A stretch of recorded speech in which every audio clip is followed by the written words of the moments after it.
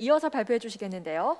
디지털 뉴딜과 클라우드 대전환, 그리고 스마트 업무 환경 전환을 위한 D캔버스 2.0입니다. 반갑습니다. 목소리 잘 들리시나요? 좀 답답하시죠? 이게 마스크 쓰고 이렇게 발음을 들어야 되니까. 근데 정확한 지침에 의거해서 진행하고 있는 거니까 양해를 좀 해주셨으면 좋겠습니다. 저희가 어제 오늘 총해서 회사를 3번 정규 소독을 했고요. 오시는 분들이 불편하지 않도록 많은 부분에 신경을 쓰긴 했습니다. 제가 건물을 짓고 입주하고 나서 이렇게 많은 손님들을 모셔본 게 오늘 처음이고요. 오늘이 사실상 입주식 같은 생각이 들어서 아침부터 상당히 설레는 마음으로 여러분들을 이렇게 기다리고 있었습니다. 제가 드릴 말씀은 꼭 우리 회사 제품 소개 뭐 이런 거보다는 안고 있는 다 같은 어떤 고민을 한번 같이 이렇게 돌이켜봤으면 좋겠다, 그런 차원에서 제 세션을 준비를 해봤습니다. 주제가 조금 특이하죠. 20년 동안 거인하고 싸운 거 아니냐 뭐 이렇게. 근데 사실상 저 자이언트가 외부에 있는 적일지 내부에 있는 적일지는 모르겠습니다만 지난 20년 동안 나하고는 비교도 안 될 정도의 자이언트하고 싸우지 않았나 하는 생각을 해보면서 자료를 좀 준비해봤습니다. 카테고리는 총에서 4가지 정도로 말씀을 좀 드릴 예정이고요.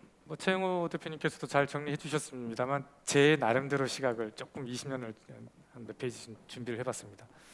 기업이 3대 요소가 People, Finance, Technology인데 그래서 지난 20년 동안 우리 회사를 소위 근무를 했거나 거쳐갔던 분이 몇 명인지 다 보니까 한 1000명 정도가 좀 넘고요. 전체 매출액을 합쳐보니까 1000억이 약간 부족한 상황이었고, 기술 개발 쪽에만 저희가 투자한 비용을 보니까 352억 정도를 투자를 했습니다. 근데 저 352억은 재무제표에 나와 있는 것이고 실제로는 더 많은 부분을 투자했을 거라고 봐집니다. 그래서 이제 산술적으로 보면 저희가 매출액 대비 35% 정도를 R&D에 투자한 입장이다 보니 매우 비정상적으로 높은 그런 상황이기도 하죠. 이게 장점이 될 수도 있고 단점이 될 수도 있는데 회사가 급격하게 성장할 수 있는 모멘텀을, 좋은 토양을 제공해 줄 수 있을 거라고 생각을 합니다. 지난 20년 동안 우리가 개발했던 그런 아이템들인데요. 사실 우리 회사가 소프트웨어만 개발하는 게 아니고 중간중간에 어플라이언스를 많이 개발했습니다. 아쉽게도 멀리 유튜브를 통해서 듣고 계시는 주주분들은 안 좋아하실 수도 있는데 어플라이언스를 개발해서 단 한 번도 흑자를 못 내서 더 이상 어플라이언스에 손을 대지 않는다라고 해서 손을 안 대고 있는 지가 한 4년 넘었고요. 왜냐하면 우리가 원하는 소프트웨어를 가장 잘 가동시켜 줄 수 있는 하드웨어를 만들어 줄 수 있는 곳을 못 찾았거든요. 그래서 어쩔 수 없이 저희가 만들 수밖에 없었던 그런 상황이었습니다. 일말의 변을 좀 드리자면 그런 상황이었고요. 지금까지 어플리케이션 22개, 어플라이언스 11개, 서비스를 9개 정도를 출시하면서 매년 끊임없이 이렇게 시장의 요구 조건에 부응하려고 많은 노력을 해왔다고 자부할 수 있겠습니다.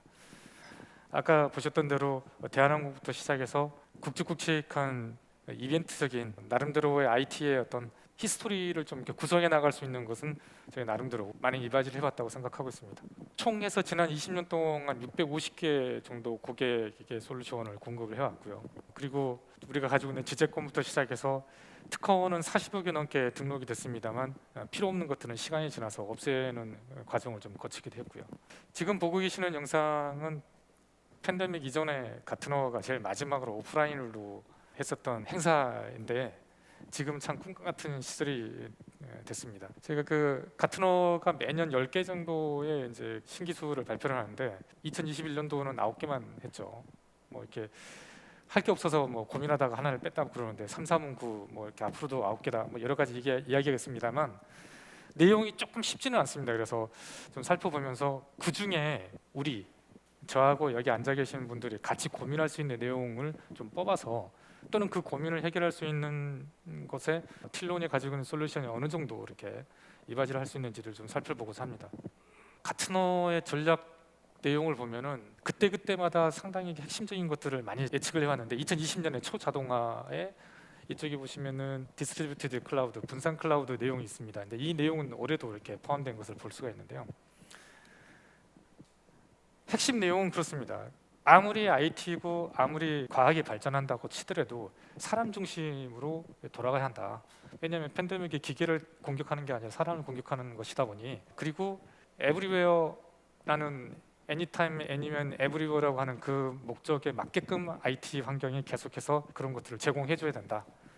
마지막에는 제가 이 리포트를 꾸준히 보면서 저기 보시면 컴포저블이라는 단어에다가 레질리언트라는 단어에다가 컴포지트라는 단어, 이 세 가지 단어가 그 리포트의 핵심인 것 같습니다. 어떤 것에 대해서 문제가 생겨서 무너졌을 때 그걸 다시 회복시킬 수 있는 탄력성에 대한 얘기인데, 이것이 오늘 저희가 보여드리려고 하는 신제품하고도 밀접한 관계가 있다고 말씀드리고 싶습니다.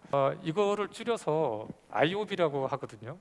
이 IOB에 대해서 잠깐 말씀을 좀 드리자면, 이런 개인정보, 영상, 얼굴 인식, 위치 인식, 이 여기에서 정보를 이제 인테이크를 해오죠. 그다음에 프로세스를 하고, 그다음에 이 데이터 분석을 해서 인사이트한 거를 여기다가 이제 어떤 시스템에다가 저장을 하죠. 여기 보면 업그레이드라는 얘기가 계속 나오는데, 계속 업그레이드를 한 다음에 사용자한테 다시 제공을 해주는데, 재밌게도 다운그레이드 한다고 이렇게 표현을 하고 있어요. 다시 말해서 이 프로바이더는 자기가 그 고객이나 누군가의 행동을 끌어내기 위해서 일종의 훈련을 시키는 거죠. 그래서 자기가 가지고 있는 데이터를 다 주질 않고 자기가 원하는 행동을 끌어내기 위해서 다운그레이드를 해서 조정을 할 수도 있다라는 그 얘기를 인식하면 좋을 것 같습니다. 첫 페이지에 너무 많은 시간을 쓴다고 해서 너무 걱정 안 하셔도 됩니다. 여기 보시면 데이터를 가져오고 여기서 의미 있는 정보를 빼내고 이걸 빅데이터화 시켜서 지식화 시키고, 이 지식을 기반으로 해서 내가 어떤 부분을 다운그레이드해서 행동을 유발시킬 것이냐, 이 부분에 대한 결정을 해주는 전체 시스템이 필요하게 된다. 여기에 대해서 고민을 하지 않으면 도태될 것이다. 이런 좀 상당히 잔인한 예측을 하고 있습니다. 여기에서 좋은 샘플이 있어서 준비를 해봤는데요. 이게 저기 마이너리티 리포트의 영화의 한 부분이죠. 그래서 탐 크루즈가 지나갈 때마다 당신이 원하는 지금까지 구매했던 것을 다 이렇게 취합해가지고 구매할 것을 계속 보여주는 그런 영상인데, 이게 이제 그 IOB의 전형적인 모습이라고 좀 볼 수가 있겠습니다. 이 톡탈 그 이스피런스라는 것은 내가 가지고 있는 것, 고객이 가지고 있는 것, 회사가 가지고 있는 것, 이 모든 것에 한때는 이제 몰입 경험이라고 이야기했는데, 지금은 이것을 이제 줄여서 이제 TX라고 보통 이야기를 하죠.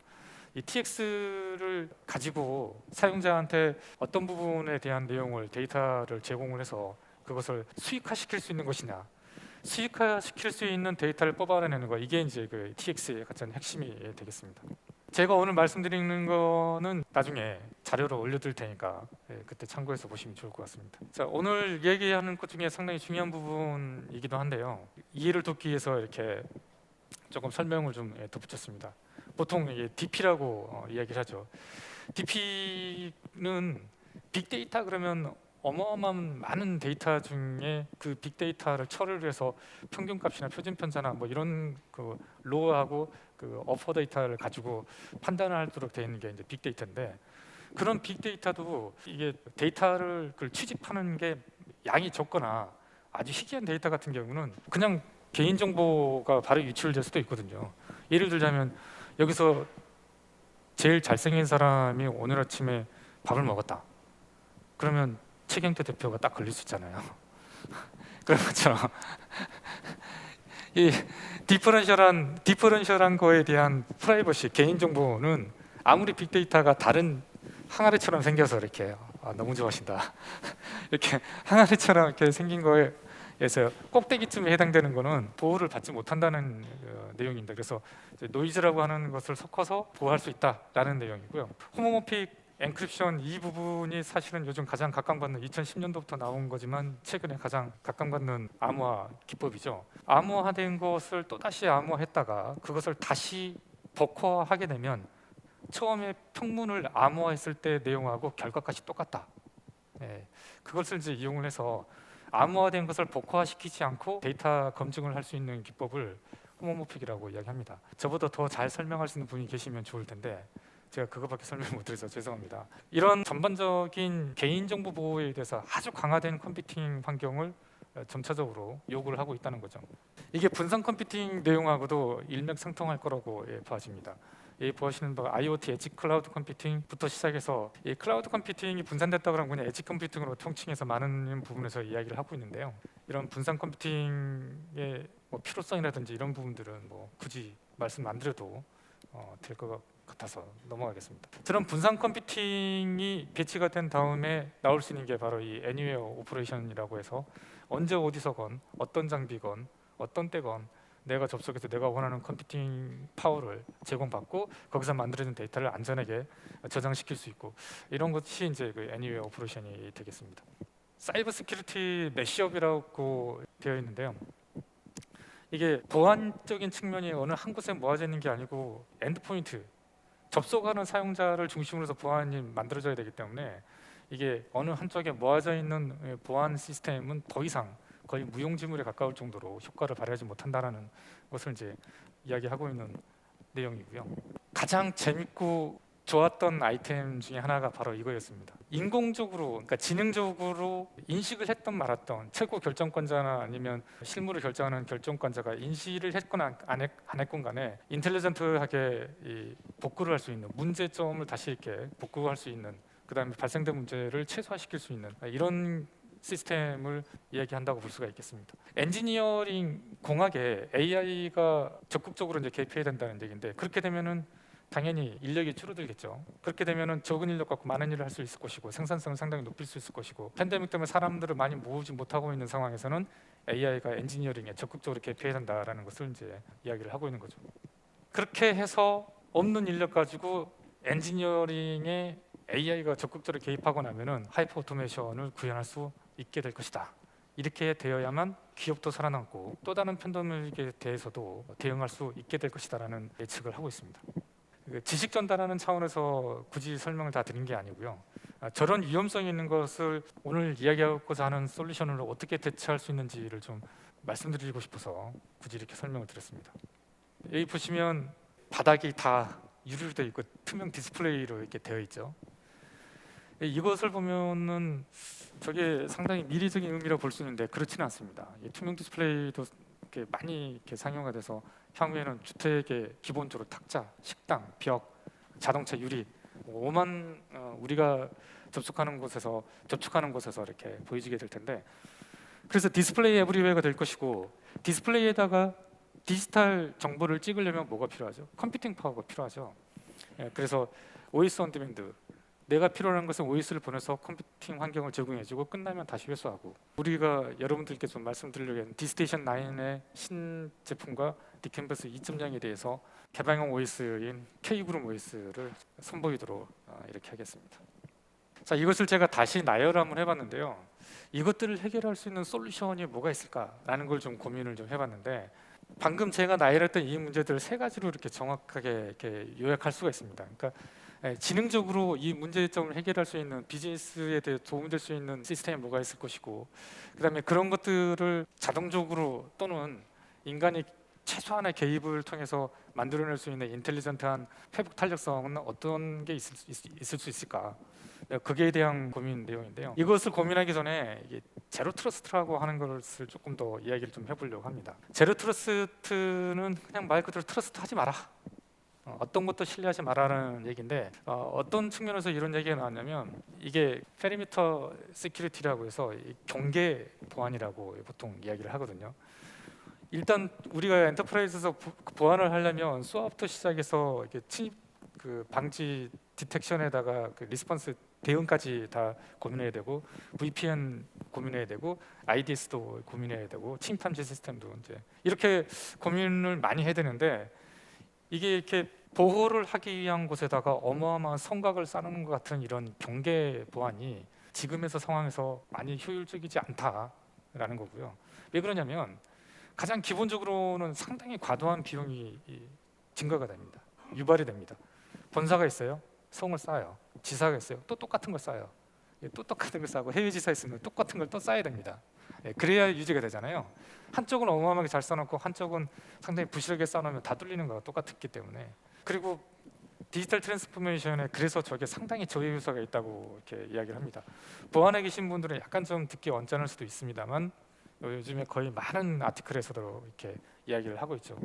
이것을 해결하기 위한 게 이제 제로 트러스트다 이렇게 이야기하고 있는데, 검증을 명확하게 하고 사용자 인증을 할 때 최소한을 해주고, 뭔가 문제가 생길 것인지 그렇지 않은지를 항상 점검하고 예측할 수 있어야 한다. 이게 이제 제로 트러스트의 3대 요소라고 보통 이야기를 하죠. 믿지 말고 항상 확인해라, 뭐 이런 얘기인데, 페리미터 시큐리티의 가장 대표적인 게 지금까지 우리가 해왔었던 물리적 망불이라고 볼 수가 있을 것이고요. 반대로 작년부터 시작해서 풀려서 올해 내년까지 정부가 대전환을 하고 있는 다스는 어떻게 보면 제로 트러스의 한 부분이라고 볼 수도 있겠습니다. 아까 잘 보셨다시피 에브리웨어 오퍼레이션을 지향을 하는데 어느 한 곳에만 성곽을 쌓아놓으면 그게 에브리웨어 오퍼레이션이 될 수가 없겠죠. 원격 재택근무도 안 될 것이고, 모든 내용이 다 무너지게 돼 있는 상황이 바로 그 경계 보안이기 때문에 이 경계 보안에 대해서는 다시 입적으로 회귀가 되는 일이 없도록 우리 스스로도 이렇게 주의해야 된다고 생각을 합니다. 제가 그래서 이 궁극의 보안 해결책에 다스라고 이렇게 이야기하고 있는 주장을 한번 가설을 한번 던져봤습니다. 이 사각은 뭐냐면 다스라고 제가 생각을 해봤고요. 그래서 이 네 가지 요소는 다스 하나 가지고 제 개인적인 내피셜로는 100% 해결 다 가능하다.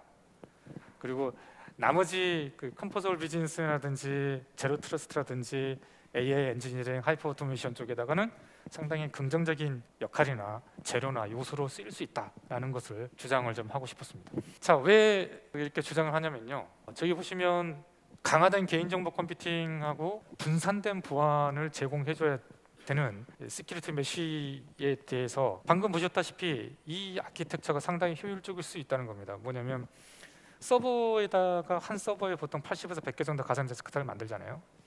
그러면 수백 대 서버에다가 수만 개 우정사본부 같은 게 수만 개 가상 데스크탑을 만드는데, 여기서 가상 데스크탑이 만들어진 것을 클라이언트한테 보낼 때 스크린을 퀀타제이션을 합니다. 양자화를 합니다. X by Y의 그 컬러를 숫자로 만들도록 되어 있거든요. 꼭 RGB로 만들지는 않습니다만, 예를 들자면 RGB가 000면 흰색, 25, F로 다 하면 검정색, 물감하고 빛은 좀 반대가 되겠습니다만, 어쨌건 지금 이 화면에 X by Y에 얘는 블루잖아요. 블루 값이 있을 것이고요. 이게 흰색이고요. 또 이건 붉은색이니까 여기, 그래서 이 화면을 퀀타제이션을 해서 클라이언트한테 보내주고요. 그리고 포인트 투 포인트 터널링 프로토콜을 쓰니까, P2P를 쓰니까 누가 가져갈 수도 없습니다만, 행여나 누가 가져간다고 쳐도 손에 줄 수 있는 게 숫자밖에 없어요. 그러다 보니 이 기사를 찾아보시면 펜타곤하고 VDI 검색하시면 손쉽게 구글에서 찾아볼 수가 있습니다. 펜타곤이 2014년도에서 2016년도까지 해서 가상 데스크탑을 2만 5천 명 중에서 18,000대를 도입한 것을 볼 수가 있고요. 이것을 이제 데스크탑 플랫폼 애저 서비스, 우리는 데스크탑 애저 서비스라고 해서 다스가 ITV의 표준으로 등록이 되는데, 미 국방부는 디파스라고 이렇게 얘기를 하고 있죠. 행여나 문제 있을까 해서 다 가렸습니다. 다 가렸는데 우리나라 최고 정보기관에서 만들어 놓은 통합 보안 매뉴얼입니다. 이 정보기관에서 이 만들어낸 보안 매뉴얼은 국방은 기본이고 행정, 공공, 금융, 교육기관까지 다 영향을 받도록 되어 있죠. 시스템 아키텍처는 이렇게 복잡하게 되어 있는데 구성 요소는 상당히 간단합니다. 제일 밑에 보면 안전한 원격 어쩌고 저쩌고 VDI를 써라. 버추얼 데스크탑 인프라스트럭처, 버추얼 데스크탑 인터페이스를 써라. 이것이 이제 인터넷에 연결되면 이제 데스크탑 애저 서비스가 되겠죠. 이 동정의 업무를 보면서 저는 이 매뉴얼을 보면서 매우 감동스러웠어요. 물리적 망분리를 작년 8월 달부터 폐기하고, 논리적 망분리라고 개상한 별명이 붙어 있었던 VDI가 드디어 자기 이름을 되찾았으니까 자기 이름도 되찾고, 실제로 이거 망분리용으로 나온 게 아니고 보안 접속용으로 나온 그 개념이고 솔루션이다 보니까 이게 한 1, 2년 정도만 더 빨리 나왔으면 하는 그런 좀 아쉬움이 좀 있습니다. 자, 그에 따라서 이제 금융보안원도 이제 이 재택근무에서 사용된 외부 단말기에 데이터가 잔류하느냐, 그렇지 않느냐, 단말기를 있을 때 데이터가 외부로 유출되느냐, 이거에 대한 기준을 미국 그 표준보안연구소에 그 준해서 설계를 하고 있습니다. VDI가 저 위에는 사내망하고 내부 업무망 가운데 있죠. 그리고 이거는 VDI가 사내망 밖에, 그러니까 외부 단말기에서 클라우드로 들어와서 이제 내부로 들어갈 수 있게끔 하는 것이고, 여기는 이제 업무망 안에 VDI가 들어가 있습니다. 이 세 가지 형태 중에 하나를 선택을 해서 금융기관은 전부 재택근무를 할 수 있는, 원격 재택근무를 할 수 있는 시스템을 구축해야 한다라고 안내를 하고 있습니다. 위에 좀 가려졌는데 위에는 퍼블릭 IP를 가지고 직접 접근하는 것을 하지 마라. 그리고 PC 원격 제어 솔루션을 가지고 내부 업무망으로 들어가는 것은 금지한다. 이런 내용입니다. 재밌는 사항이라서 제가 가끔 받는 질문이에요. 한글로 쓰여져 있는데 이해를 잘 못하겠다고 해서 제가 좀 따로 준비를 해봤습니다. 보안 가이드 26페이지 보면 외부 단말기에서 내부로 접속을 해서 업무를 보다가 인터넷이 필요해요. 그럴 때는 외부 단말기에서 직접 인터넷에 접근하면 안 된다. 내부 업무용 시스템에서 인터넷이 연결된 가상 데스크탑을 하나를 더 불러와라 라는 얘기거든요. 그래서 우리나라 금융기관에 있는 사용자들은 가상 데스크탑 2개 써라라는 얘기입니다. 그래서 저희 파트너분들뿐만 아니라 저 계통에 계시는 분들은 한 사용자에 대해서 가상 데스크탑이 최소 2개가 할당이 되는 시스템을 만들어야 된다는 것을 염두에 두시면 좋을 것 같습니다. 자, 이거는 이제 저희가 D스테이션 9에 포함되어 있는 기능인데요. 어떤 특정 어플리케이션을 가상 데스크탑을 하나를 업무를 보고 쓰고 있어요. 그 인터넷이 필요해. 가상 데스크탑 하나를 더 불러와. 전체 화면이 다 오면은 그 전에 가상 데스크탑을 다 가리잖아요. 그렇게 되면 마우스 컨트롤하기도 상당히 불편하고 문제가 있을 수 있는데 이번에 D스테이션 9에 들어가 있는 이 에벤고라고 하는 기능은 사용자가 원하는 어플리케이션만 X by Y를 딱 오려서 가져옵니다. 심지어는 수많은 그 차일드 윈도우를 가지고 있는 어도비라든지 이런 것도 마치 로컬에 인스톨되어 있는 것처럼 아주 편리하게 쓸 수가 있습니다. 그래서 이런 기능들을 통해서 이 에벤고 시리즈 때문에 뭐 고객사 같은 경우는 수의 계약을 하는 경우도 있고 해서 상당히 시장에서도 좋은 반응을 얻고 있습니다. 제가 이 통신사의 이 PT 이걸 되게 좋아해요. 이게 너무 자연어로 이렇게 썼지만 강렬한 메시지가 있습니다. 이 보시면 이 과제가 단순한 그 5G 구축 과제인 것 같죠? 그게 아니다. 이 보면 디지털 경제 선도를 막 이렇게 어마어마한 얘기를 이렇게 써놨습니다. 그리고 이제 여기에 업무망 분리 이렇게 되어 있어서 이게 모바일 엣지 컴퓨팅의 5G MEC 사업인데요. 5G MEC 사업에 다스가 왜 들어가지? 좀 의아하실 수 있는데 서버 팜이 있고요, 엣지 장비들이 있고 그 가운데 이제 VPN이나 보안 이렇게 게이트웨이가 있겠죠. 그 위에 몸통이 다스입니다. 다스. 5G 28GHz 5G가 상용화 됐을 때 고속으로 데이터가 오고 가고 할 때 거기에 대한 고속도로 역할을 해주는 게 다스입니다. 그래서 작년에 저희가 과기부 세종시 코레일 금호군대 4군데를 저희가 같이 통신 파트너분들하고 같이 수주를 해서 구축을 하고 있습니다. 이 전체 복잡한 아키텍처 안에 이제 이렇게 가상 데스크탑 V대라고 되어 있고, 실제 이제 저희는 이제 퍼블릭 망을 통해서 가기 때문에 저희는 내부적으로 다스라고 이야기하고 있습니다. 정부에서도 상당히 의지를 가지고 진행하고 있는 것을 볼 수가 있습니다. 자, 이제 오늘 뭐 세션의 본격적인 몸통으로 좀 들어가 보도록 하겠습니다. 보신 분도 계실 것이고 처음 보신 분도 계실 텐데 이게 미국 그 경쟁 회사의 이제 클라이언트의 UI예요. 그러니까 어플리케이션들이 이제 이렇게 나열이 돼 있죠. 그리고 이게 리사이징이 됩니다. 그래서 이렇게 세로로 됐다가 가로로 됐다가 내가 어저께 여기서 눌렀는데 오늘은 여기서 눌러야 되고 뭐 이런 게 있을 수 있거든요. 그래서 D스테이션 9에 우리가 그 특정 클라이언트를 업그레이드 시킬 때 어떻게 할 것인가를 고민을 많이 해봤습니다. 그래서 나름대로 우리도 철학을 좀 있어야 되니까 철학을 고민했던 것 중에 첫 번째가 이제 이거 분류를 좀 해야 되겠다. 이 카테고라이제이션을 먼저 하자. 사용자가 뭔가를 접속하거나 이용하기 위한 모든 오브젝트들에 대해서 분류를 깔끔하게 좀 해서 본능적으로 이렇게 마우스가 이렇게 움직일 수 있게끔 편리성을 좀 제공하자라는 거였고요. 이거는 또 다른 경쟁사 UI인데 여기는 그나마 소팅하는 기능도 있고요. 이건 분류는 좀 이렇게 돼 있는 모습인데 마찬가지 그런 이제 불편함이 좀 있습니다. 그래서 저희가 두 번째로는 좀 체계적으로 이렇게 UI를 이렇게 만들어서 오피스웨어가 다 몰려 있는 곳에 유틸리티가 들어가 있고 유틸리티가 있는 곳에 일반 어플리케이션이 들어가 있는 그런 어색한 UI를 좀 탈피하자라고 생각을 했습니다. 이거는 틸론의 고유한 UI인데요. 이것에 대해서 제가 가지고 있는 불만은 개인화였습니다. 개인화. 퍼스널라이제이션이 전혀 안 돼 있다. 여기 있는 누가 쓰던 이게 똑같은 UI를 제공해 주기 때문에 가상 데스크탑을 여러 개를 써야 되는 그런 환경에서는 매우 답답함을 줄 수 있다. 근데 다 좋은데 아름답게 만들어 보자, 좀 예쁘게 만들어 보자. 우리 나름대로는 이제 그렇게 생각을 해봤습니다. 이렇게 생각하게 된 계기를 좀 말씀을 드리려고 하는데, 다른 건 다 잊으셔도 되는데요. 오늘 이 페이지만 조금 관심 있게 보시면 한 50%는 얻어간다고 생각을 좀 해도 좋을 것 같습니다. 우리나라 중앙공무원 110만 명, 지방공무원 35만 명을 정부가 이 형태를 다 A, B, C로 이게 다 나눴어요. 그 A형은 이제 PC에 다스, B형은 PC에 타블렛, 그 C형은 이제 노트북에다가 다스를 2개. 근데 저 PC라고 되어 있는 것도 노트북으로 갈 개연성이 상당히 많고요. 우리나라 공공기관이 이제 와이파이가 쓸 수 있도록 되어 있기 때문에 아마 그럴 수 있겠습니다. 그렇게 해서 사무실 출장 중 현장 가정에서 데스크탑 애저 서비스를 통해서 이나라 도움이나 공직 메일까지 쓸 수 있도록 하자. 여기에 특징적인 게 이제 개방형 OS를 사용을 해서 OS 종속성을 좀 탈피하자, 뭐 이런 것까지 지금 나가고 있습니다. 이 원본 파일의 그 다음에 보면 MVDI라는 용어가 있습니다.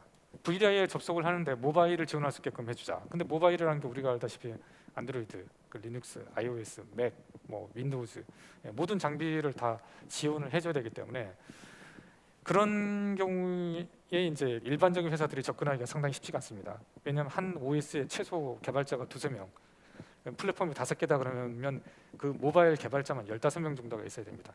15명 한 1년에 움직이는데 비용 얼마 정도 들어갈까요? 그래서 그 많은 것들을 이렇게 운영해서 개발하기가 쉽지가 않습니다.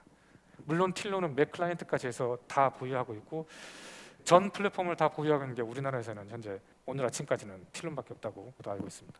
인터넷망 클라우드 다스 시범, 이제 이 ISP의 틸론도 2개 업체 중에 POC를 통과한 하나로 지금 되어 있고요. 이 액트연구라고 하는 기능을 저희가 만들게 된 계기가, 우리가 현재 하고 있는 우정사본부에 보면 업무망은 가상 데스크탑이 하나거든요. 근데 인터넷망은 풀로 데디케이티드 방식이 아니고 이게 고정된 방식이 아니라 이 풀로 들어가기 때문에 가상 데스크탑 UI가 많게는 6개까지 돼요. 그래서 내가 이게 들어간 게 내 걸 들어간 건지, 물론 이제 풀이다 보니까, 근데 내가 사용하는 어플리케이션이라든지 이런 거는 중요한 부분일 수도 있고 해서 여러 개의 가상 데스크탑을 쓰는 환경에서는 웰컴 메시지처럼 당신이 누구누구인지 나는 알고 있어, 그다음에 용량부터 시작해서 여러 가지 것들에 대한 정보를 제공할 수 있는 기능을 디스테이션 9에서는 제공을 하고 있습니다. 자, 오늘 주인공 2명 중에 1명인데요. 링커는 저희가 이름을 명명할 때 배의 닻을 링크라고 하기 때문에, 그래서 이제 거기에 착안해서 링크라고 했습니다. 그래서 닻을 내리고 수많은 육지의 그 오브젝트들하고 이렇게 많은 교류를 할 수 있도록 해주는 것이라서 원하는 곳에 닻을 내리고 접속을 하는 개념으로 이렇게 명명을 했었는데요. 이게 이제 초기의 그 프로토타입, 이 프로토타입이 아까 우리가 설정한 그 철학 사조에 만족하느냐, 이런 많은 고뇌를 했고요. 그 다음에 등장한 게 이 UI인데, 이 UI는 그 전의 UI에서 그냥 약간 좀 어드밴스드한 정도, 그래서 우리가 이야기하는 그 심미적인 그 아름다움에 대해서는 조금 못 미치지 않느냐 내용이 있었습니다. 그래서 정말 많은 시간, 많은 인력, 많은 사람들의 의견을 취합해서 탄생한 게 이제 이 UI입니다.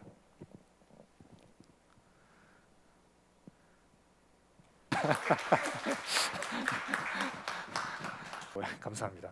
근데 뭐 솔직히 조금 깔끔하지 않나요? 설명을 좀 드리자면, 사용자가 사용하는 어플리케이션은 항상 왼쪽에 배치시키고, 사용자는 자기 자신의 사진 이런 것들을 다 올릴 수 있어서 DB 보안이나 DB 인증이나 디렉토리 서비스 인증에서 각 팀원들끼리 이 사람이 누군지 아이디를 다 외우고 있지 않아도 사진하고도 매칭시킬 수 있는 그런 장점을 좀 주고요. 여기에는 우리 틸론만이 가지고 있는 업무를 보기에 매우 편리한 앵고 시리즈를 전부 배치를 시켰습니다. 조금 있다가 신 UI를 데모를 제가 보여드릴 텐데, 그때 보여드릴 것 중에 하나가 새롭게 들어간 게 이제 스크린 앵고라는 건데요. 스크린 앵고를 만들어 달라고 요청하신 분이 오늘 아직 안 오셨네요. 우리 고객 쪽에서 이것 좀 만들어줘라고 해서 착안해서 이렇게 만들었습니다. 대형 모니터에서 또는 재택근무를 하는데 모니터가 이렇게, 노트북에 모니터가 크거든요. 가상 데스크탑을 2개를 띄워놓으면 리사이징을 쭉 해서 갔다 오고 또 리사이징을 쭉 해서 갔다 오는데 이렇게 화면을 배치해 놓고 모니터를 뺐다가 다시 끼우면 또 다시 이걸 이렇게 배치해야 되는 게 너무 귀찮다. 이걸 좀 자동화 시켜줘 라고 해서 만든 게 이제 이 스크린 연구고요. 스크린을 최대 4개까지 해서 1대1, 1대3, 3대1, 2대1 뭐 여러 가지 조합으로 할 수 있게끔 만들어 놨습니다. 그리고 이것은 아까 말씀드린 대로 에벤고 시리즈를 매우 적극적으로 쓸 수 있게끔 가운데 이렇게 배치를 했고요. 내가 가상 데스크탑에서 쓸 수 있는 앱을 인스톨을 해놨다 고 하면 그 인스톨 목록을 사용자가 다 볼 수 있고요. 내가 앵고 시리즈를 이거 하겠다 체크를 해놓으면 이렇게 아이콘이 이렇게 뜨게 돼 있습니다. 자, 그래서 내가 카카오톡을 실행시키면 내 로컬 노트북에 인터넷이 연결이 안 됩니다. 그런데 인터넷에 연결된 가상 데스크탑에서 카카오톡만 가져오기 때문에 내 로컬 PC에 마치 인스톨되어 있는 것처럼 이렇게 볼 수 있는 장점이 있습니다. 여기는 이제 가상 데스크탑 목록이고 여기에 각각에 따라서 정보를 이렇게 보여줄 수 있도록 만들어져 있습니다. 언뜻 보면 그런 의문을 좀 제기할 수 있어요.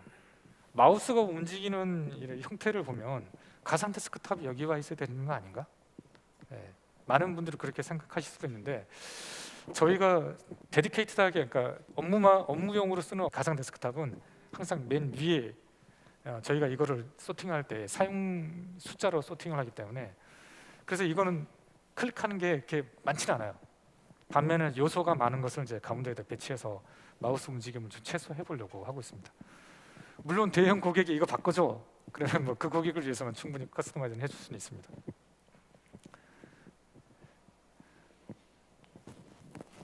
그래서 이렇게 하나의 UI가 아니라 여러 개의 UI, 사용하는 사용자의 입맛에 맞게끔 또는 그 조직에 맞게끔 그 부서에 맞게끔 이렇게 UI를 다양하게 이렇게 가져갈 수가 있습니다.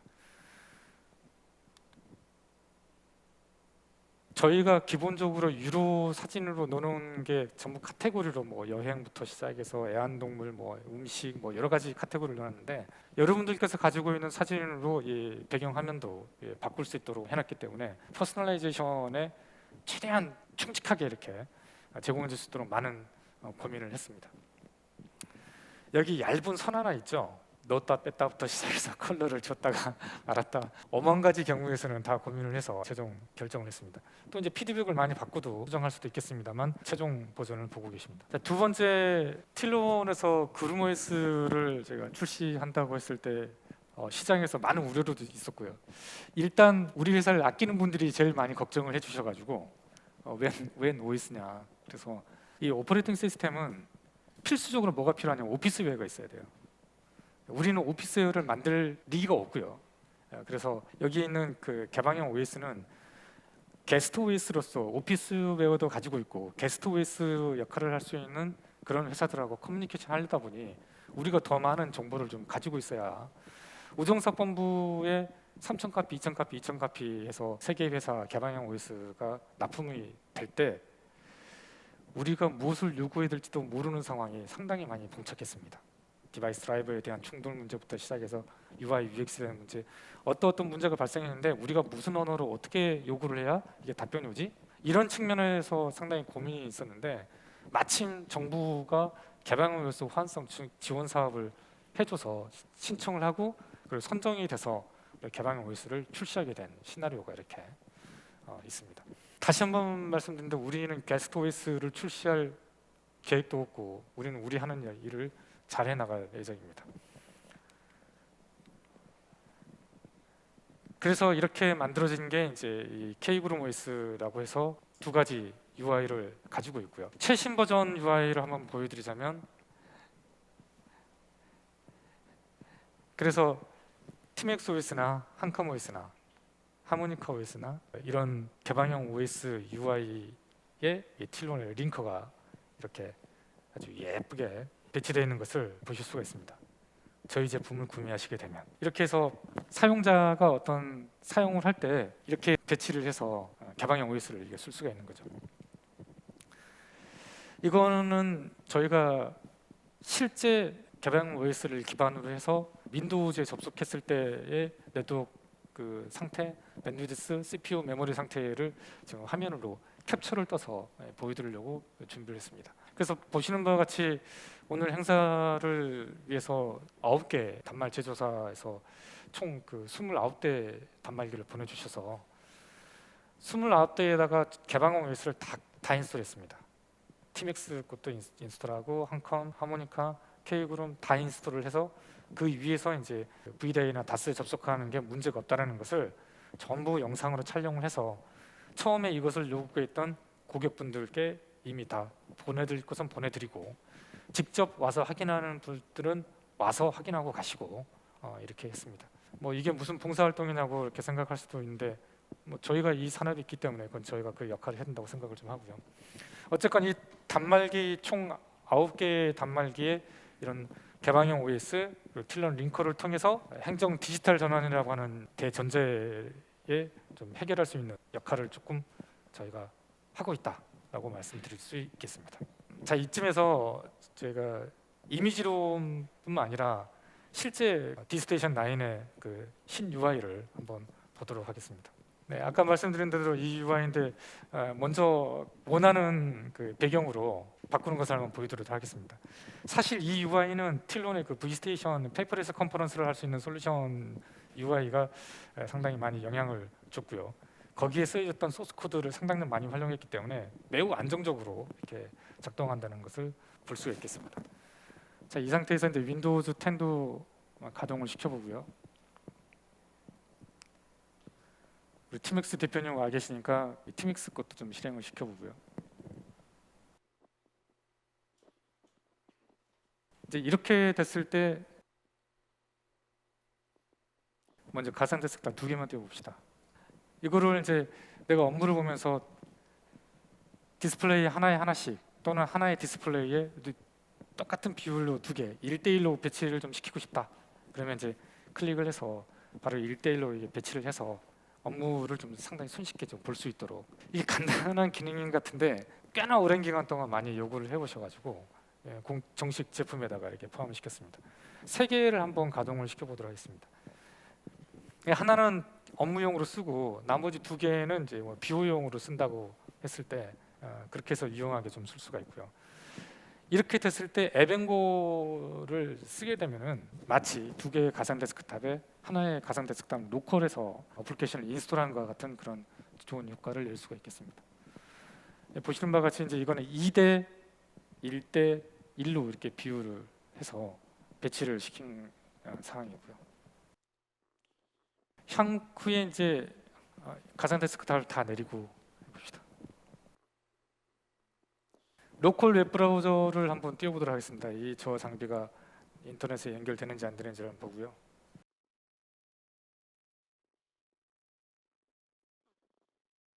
에벤고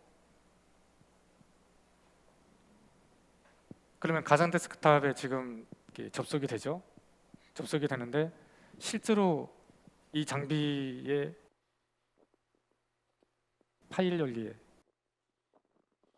열기를 해서 보시면은 로컬 파워포인트가 아니라는 것을 이렇게 확인하실 수가 있습니다. 고객들 중에는 로컬의 그 어플리케이션과 서버에서 가져온 거하고 헷갈릴 수 있으니 테두리에 붉은색 테두리, 푸른색 테두리를 요구하는 경우가 있어서 거기에 맞춰서도 제가 고객들 요청에 따라서 이렇게 테두리를 해드리고 있고 그것도 뭐 이렇게 원하신다 그러면 이제 뭐 자동화로 해서 해드릴 수도 있습니다. 다시 클라이언트 UI 좀 띄워보세요. 뒤에 화면 좀 내려보시고. 저희 나름대로는 어마어마한 시간과 고민을 들여서 이렇게 만들었고 혹시나 여러분들께서도 향후에 활용을 하시다가 필요한 사항이 있으면 내가 틸런 소프트웨어 이 기능 내가 만들었어. 뭐 이런 얘기가 평생 자랑거리가 될 수도 있으니까 불편한 사항이 있으면 항상 좀 말씀을 해주시면 저희가 제품에다가 반영을 하도록 하겠습니다. 다스의 미래에 대해서 좀 준비를 해봤는데요. 대략 다스가 이 정도까지 와 있다고 생각을 하고요.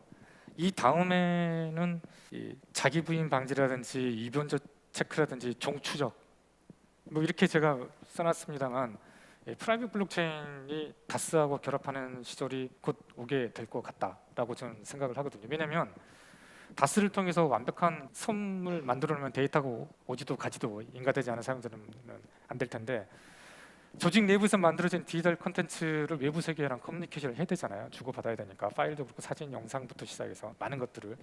그렇게 됐을 때 프라이빗 블록체인이 이 다스하고 가장 잘 맞아떨어지는 커뮤니케이션 툴이 될 것이다라는 거죠.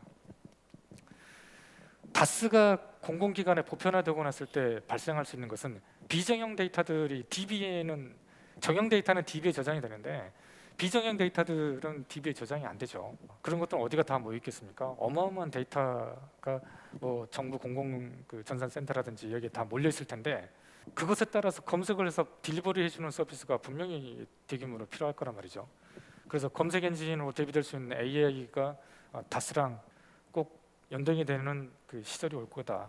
그래서 VDI, 블록체인, AI 이 세 가지가 다 통합이 되면 한 2025년 정도 수준까지 다스의 미래 모습이 될 거라고 생각을 좀 하고 있습니다.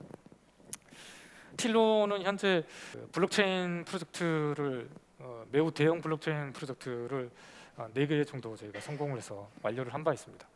뒤에 보시는 게 한국인터넷진흥원의 전자문서 유통 증명서를 자동으로 발급해주는 프로젝트를 마무리했을 때 UI였고요. 보시는 바와 같이 이런 다스의 보안성, 블록체인의 신뢰성이 합쳐지면 상당히 좋은 시너지 효과를 낼 수 있다라고 볼 수 있겠습니다. 향후에 다스가 원격 PC제 화상AI 통합 솔루션 아이테드 AI하고 결합되면 좋은 모습을 가져갈 수 있을 거라고 봐지는데요. 특히 이제 그 원격 PC제 솔루션은 원격 PC제 솔루션을 하고 있는 회사하고 27억짜리 정부 사업을 같이 공동으로 수주를 해서 다스와 원격 PC제어가 같이 합쳐져서 소비자한테 좀 더 좋은 서비스를 할 수 있는 솔루션으로 아마도 내년께는 본 모습을 나타낼 것 같습니다. 이게 2분짜리 영상인데요.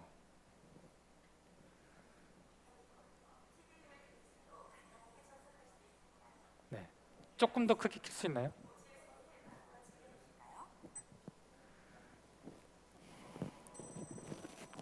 메타버스에 대한 얘기인데요. 제가 꽤 오래전에 봤던 재패니메이션인데 이 영화만큼 이것만큼 메타버스를 잘 설명한 것을 못 봤다는 생각이 들어서 제가 영상 그 부분만 떼서 여러분들께 보여드리는 건데요. 아바타를 설정해 주십시오. 교양 삼아서 한번 봐주시면 아바타는 오즈 좋을 것 안에서 같습니다. 살아가는 당신의 분신입니다. 아바타를 만든다고 나오죠? 머리 모양, 뿔이나 꼬리 등 원하는 모습으로 꾸밀 수 있습니다. 자, 귀여운 아바타가 완성됐군요. 당신의 개인정보는 오즈가 관리하는 보안 시스템에 의해 철저히 관리되고 있습니다. 편안한 마음으로 오즈를 즐겨주십시오. 수많은 이용자가 모이는 쇼핑몰에선 전 세계의 음악, 영화, 가구, 식품, 자동차, 부동산, 여행 상품까지 마음껏 체험하실 수 있습니다. 더욱 화려한 쇼핑을 원하시는 이 영화 주제가 명품관으로 뭐냐면 가보실까요? 이런 디지털에서만 오즈에는 세계 최고의 고급 브랜드가 움직이는 입점해 것들이 있어 실생활까지 침투를 하게 된다라는 문제가 들어가거든요. 오즈의 세계에서 가장 중요한 것은 이용자, 즉 유저들 간의 커뮤니케이션입니다. 전 세계 오즈에선 언어를 다 모든 지원하기 언어를 때문에 통역할 수 있기 때문에 따로 이렇게 언어를 익힐 세계 필요가 각국의 없다는 친구들과 즐거운 대화를 나눌 수 있습니다. 상상이고요. 현재 활동 중인 커뮤니티의 수는 400만 개. 당신이 좋아하는 스포츠가 있다면 아바타를 이용해 마음껏 즐기실 수 있습니다. 또한 오즈는 비즈니스 관련 지원도 하고 있습니다. 전 세계 기업들이 오즈 내에 지점을 개설하고 있고 새로운 사업자 역시 이곳에서 회사를 열 수 있습니다. 요즘 각종 메타버스 행정기관이나 얘기하고 거의 지방자치 흡사하죠. 기관들 역시 오즈에 관련 창구를 열어두고 있습니다. 세금 관련이나 각종 민원 처리를 빠르게 도와드리겠습니다. 정부 행정기관도 들어온 것을 볼 수가 그럼 있습니다. 마지막으로 오즈의 수호신을 소개하겠습니다. 존과 요코입니다. 당신의 가입을 진심으로 환영합니다. 지나갔는지 모르겠는데 명품관으로 가는 것까지 즐겁고 얘기가 특별한 오즈의 나오거든요. 생활을 즐겨보세요.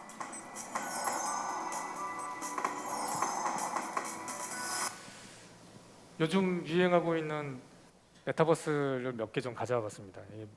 명품관 메타버스고요. 이거 블랙핑크가 그 제페토에 만들어 놓은 거. 그다음에 이거는 이제 그 공연. 이렇게 해서 이쪽은 이제 학교에서 강의를 이제 원격에서 이렇게 하도록 하는 건데 이렇게 여러 가지 비즈니스나 오프라인의 환경을 온라인에다가 이렇게 구현을 해놓고 요즘 여기도 마찬가지입니다만 뭐 샤넬, 루이비통 거의 뭐 없는 게 없어요. 거의 대부분 다 입주해 있는 상태고, 이 팬클럽 같은 경우도 상당히 방문이 많은 게 자기가 좋아하는 그 연예인들이 묵었었던 곳, 또 어쩌다가는 실제 연예인이 와서 이렇게 대화도 할 수 있기 때문에 상당히 많은 그 호응을 얻고 있죠. 제페토 같은 경우에 뭐 2억 명이 넘는다고 그러는데, 자, 이런 상상을 좀 해봤습니다. 메타버스에서 비즈니스를 위해서 내가 뭔가 어플리케이션을 써야 돼. 그럼 방법이 다수밖에 없겠죠.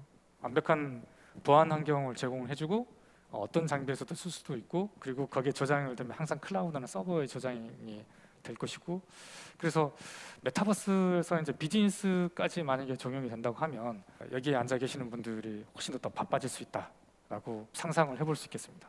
이거는 저희가 데이빗데이를 했을 때 개방형 OS를 단말기에 인스톨해서 다스가 제대로 돌아가고 있는 것을 증명을 해 보이라고 상당히 강권했던 고객들 때문에 각 단말기마다 다 깔아서 이렇게 해봤습니다. 예, 저희 고생 좀 했습니다. 이게 29개, 30개 단말기에다가 OS를 다 깔고 뭐 이게 문제가 있는 거 다 해결하고 이렇게 하기가, 해보신 분들은 대충 좀 이해를 하실 텐데요. 지금 한 9분 정도 남았는데 다시 이제 틸론 얘기 좀 잠깐 좀 하고 마무리를 좀 하겠습니다. 틸론 이름, 마크, 컬러, 기업, 뭐 이념, 이거를 새벽 4시부터 7시까지 3시간 안에 다 만들었어요. 왜냐하면 계산서를 빨리 꺼내야 되니까 회사 이름을 만들어내라고 해서. 그때는 토요일 날도 일을 했거든요. 반바지에 슬리퍼를 끌고 강남 세무서에 가서, 또 전화번호가 있어야 된다고 해서 전화번호도 없는데 개통도 안 된 전화번호 가지고 이렇게 부랴부랴 개인사업자를 만들었던 게 2001년 4월 25일이었습니다. 법인 전환했던 날짜가 이제 8월 8일이라서 창립기념일이 이제 8월 8일인데요. 제가 그 데이브데이라고 하는 거를 처음에 기획을 했을 때 상당히 많은 심리적인 부침 이런 것들이 있었는데요. 제가 조금 너무 왜소해 보이고 못나 보일까 봐 제가 안 넣습니다만, 전자신문 일면 광고에다가 제가 그런 것도 넣었었어요. 이렇게 틸론이 곧 망한다고 합니다. 틸론의 솔루션이 에러가 너무 많아서 고객들이 다 걷어낸다고. 그거 누가 하고 다녔냐면은 아까 그 자이언트라고 하는 2개 회사 영업사원들이 요즘도 그러고 다녀요. 근데 사업을 입주하고 나서부터는 그 얘기는 좀 안 나오는 것 같아서 다행입니다. 총판사 대표이사하고도 직접 통화해서 상당히 강력하게 항의도 하고 그랬었었는데, 그러니까 어쨌건 마케팅 세일즈 쪽이 워낙 많이 밀리다 보니까 그쪽은 유한 기업이, 유한 회사고 우리는 주식회사라서, 주식회사는 외관 이렇게 쳐다보고 있잖아요. 근데 유한 회사는 자금 쓰는 게 훨씬 더 편리하는 건 사실이다 보니까. 근데 어쨌건 이런 심리적으로 매우 부침이 있을 때 이 데이브데이를 제가 기획하게 됐습니다.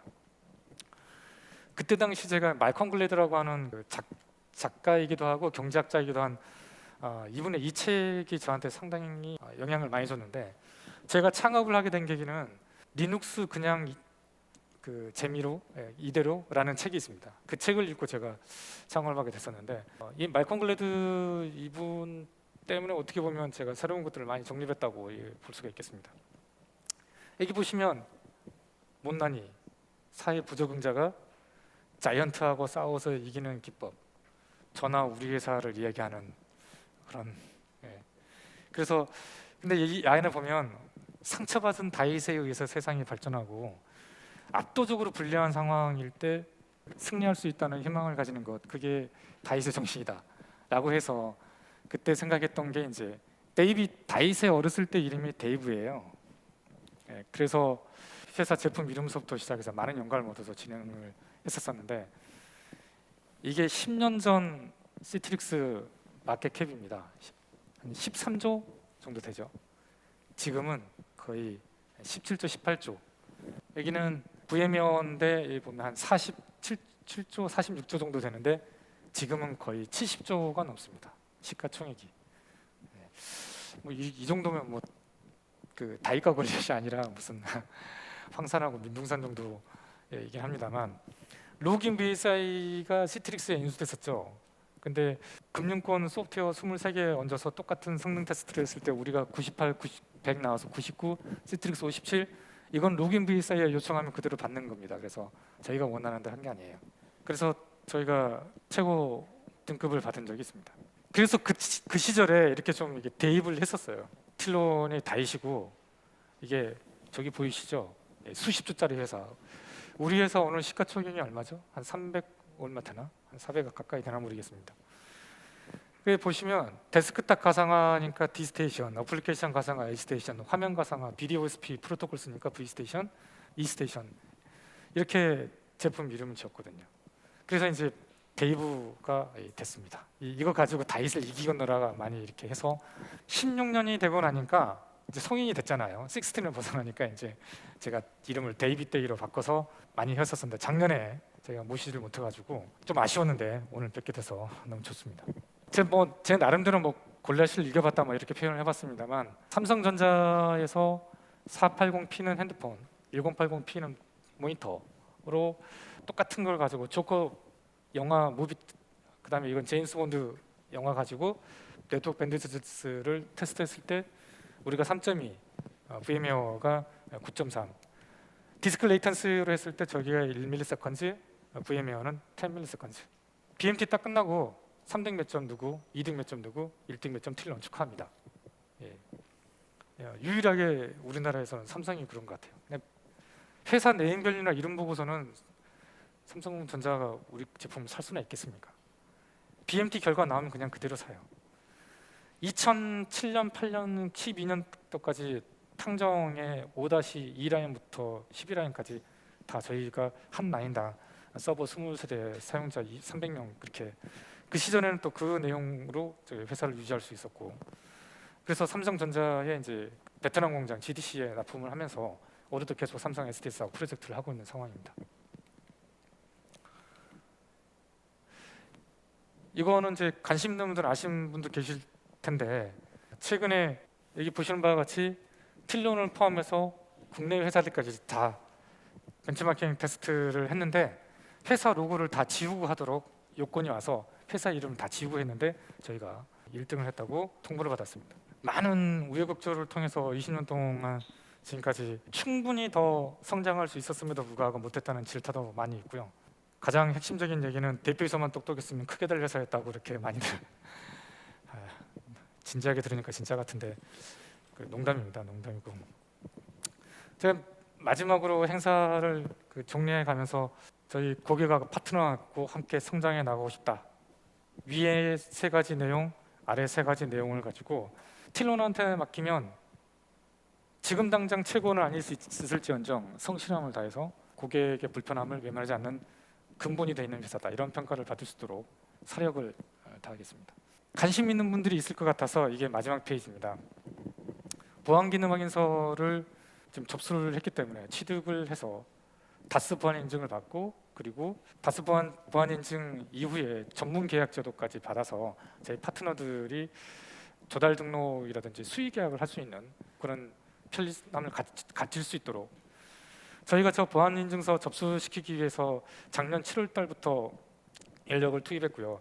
작년 12월 달부터는 총에서 11명을 투입을 해서 겨우 접수를 완료했습니다. 그만큼 예전에 CC 인증하고는 비교도 안 될 정도 수준이라고 보시면 되겠습니다. 이번 달에 한 군데하고 MOU를 맺고 다스 공식 서비스에 대해서 6월 달에 계약을 맺을 예정이고요. 두 번째 보시는 바와 같이 통신사 두 곳하고 최종 계약 조건까지 거의 합의가 되어 있는 상태고요. 그래서 6월 이내에 많은 분들한테 좋은 소식을 좀 들려드릴 수 있을 것 같습니다. 또 한동안 멈춰져 있었던 해외 시장 진출에 박차를 가해서 이 소프트웨어를 수출하는 회사로 좀 만들고 싶고요. 고객에 만족할 수 있는 제품을 개발을 해서 국내 소프트웨어 회사도 멀쩡하게 저렇게 장수하면서 많은 사람들한테 칭찬을 받을 수 있는 입장이 될 수 있구나. 이런 시장에서 길라잡이 역할을 하고 싶습니다. 저희가 사옥에서 이렇게 큰 행사도 처음 해보고 마곡 그 강서구에서 코치를 받아서 아주 철저하게 나름대로 하느라고 좀 불편한 점이 있으실 수도 있는데 그 점 이렇게 양해해 주시고 끝까지 따라주셔서 너무 감사드립니다. 내년에는 마스크 없이 넓은 곳에서 좀 뵐 수 있도록 했으면 하는 바람이고요. 저희 틸론이 마곡 사옥을 얻게 된 거는 사실상 여기 앉아 있는 분들 때문에 우리가 좋은 환경에서 이렇게 근무하고 있다라고 생각을 해도 제가 보기엔 큰 무리가 없다고 봐집니다.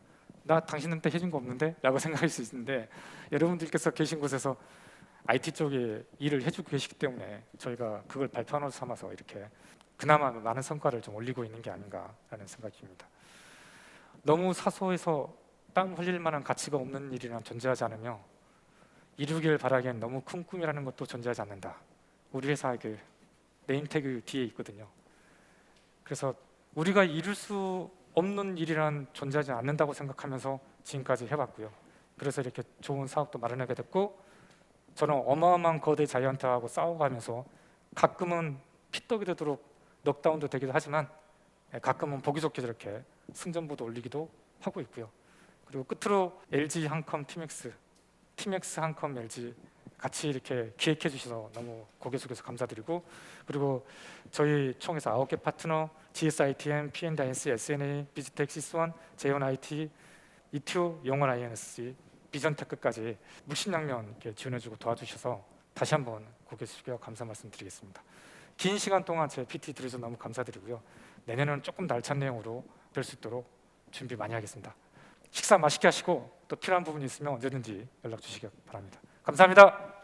네, 박수 부탁드립니다.